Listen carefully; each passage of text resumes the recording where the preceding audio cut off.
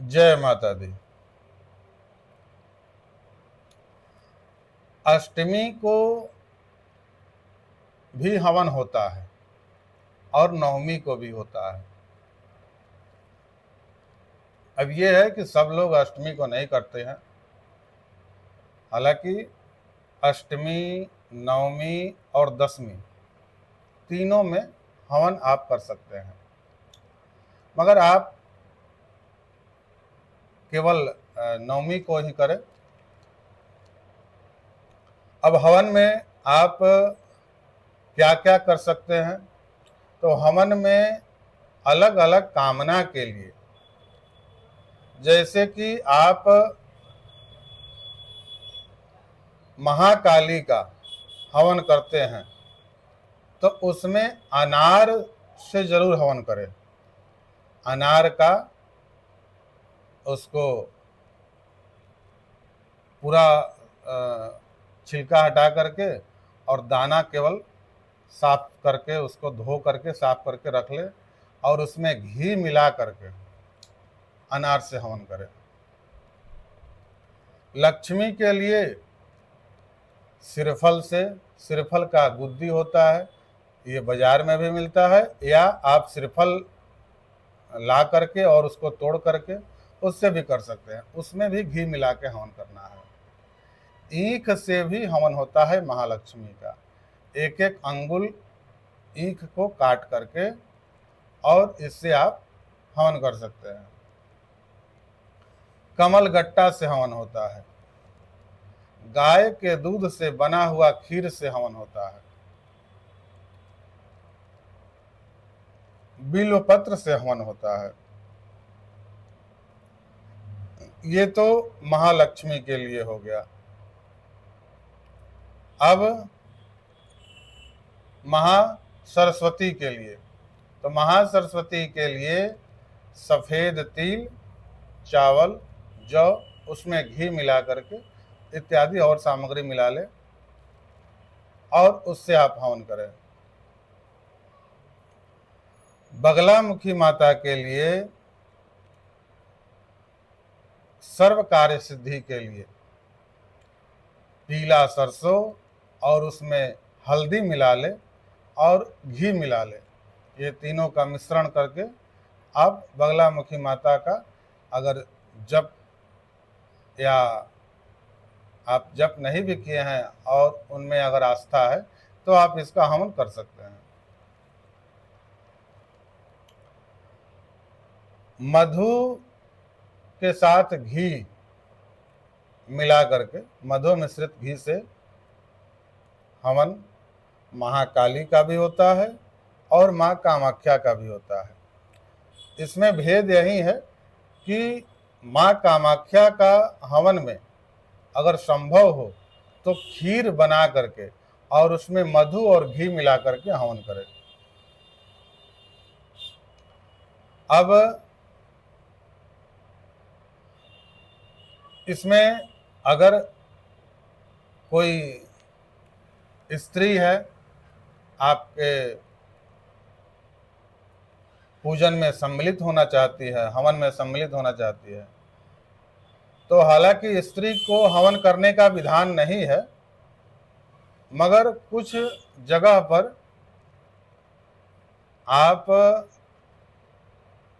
किन सामग्री से हवन करा सकते हैं स्त्री से?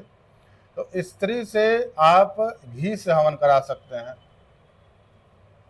फल से हवन करा सकते हैं, फल के रस से हवन करा सकते हैं, और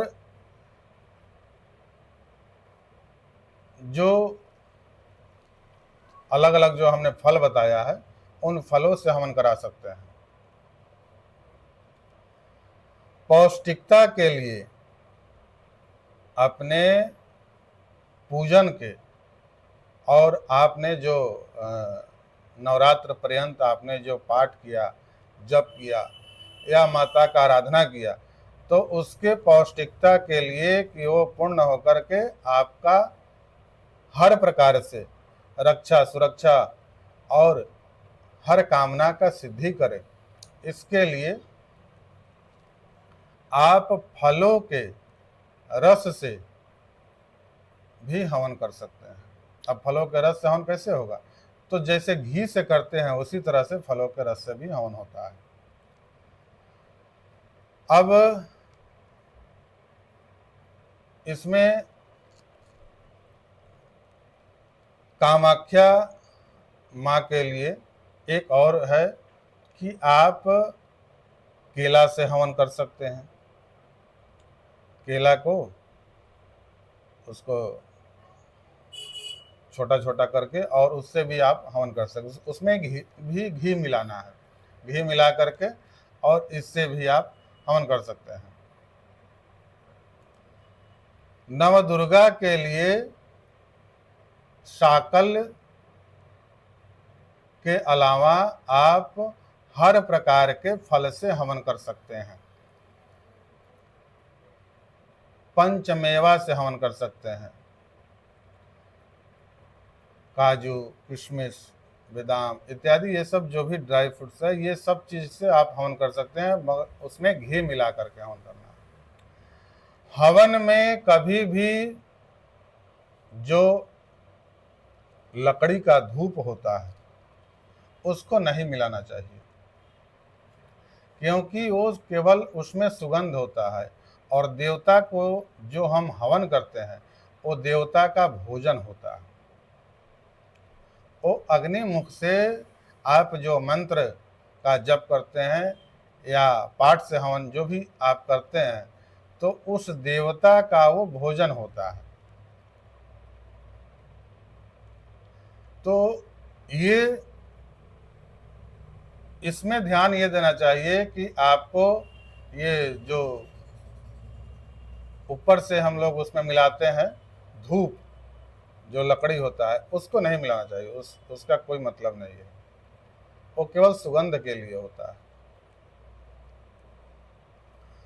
हर माला में महा आहुति जरूर करना चाहिए, हर माला में महा आहुति जरूर करना चाहिए। और इतना ध्यान रखना चाहिए कि जो हवन कुंड के बाहर जो गिर गया है उसको अग्नि में नहीं डालना चाहिए उठा करके फिर से कुंड में, क्योंकि वो अलग अलग जगह का अलग अलग के लिए बनाया गया है कि इसका भागी कौन होगा। हवन कुंड के बाहर जो होता है वो दीमक के लिए होता है और जो महाआहुति होता है वो अग्नि नारायण के लिए होता है। तो इन सब चीजों का ध्यान रखते हुए आप पूर्ण रूप से हवन करें और अगले दिन, हवन के अगले दिन संभव हो तो गाय के दूध को उस अग्नि में जरूर डालें। अगले दिन संभव हो तो गाय का दूध उसमें जरूर डालें। और बाकी आप यथासंभव जो हमने बताया है इसका आप हवन में इन सब सामग्री का आप प्रयोग कर सकते हैं। इसमें कहीं से कोई किंतु परंतु नहीं है। ये सब हमने कुछ पुराण से लिया है और कुछ जगह पर ये देवी पुराण में और कुछ और जगह पर ये सब चीज हमको मिला है कि इन सब सामग्री से आप हवन कर सकते हैं। हालांकि अभी सामग्री तो बहुत है, मगर हमने आपको सूक्ष्म रूप से बता दिया। जय माता दी।